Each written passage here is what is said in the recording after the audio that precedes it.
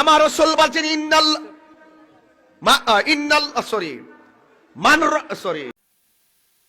আসসালামু আলাইকুম রহমতুল্লাহ।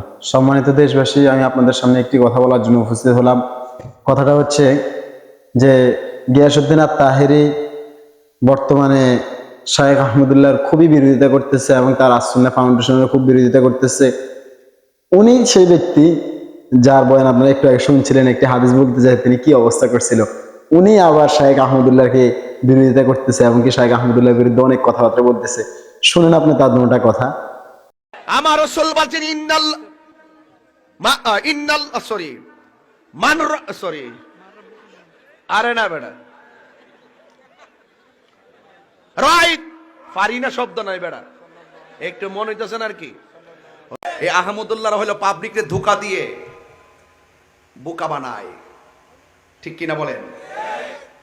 নীরবে নীরবে দেখবেন টাকা কোটি কোটি টাকা ঢুকাইতেছে, ঢুকাইয়া তাদের প্রতিষ্ঠান তারা করতেছে, পাবলিকের ক্ষতি করতেছে।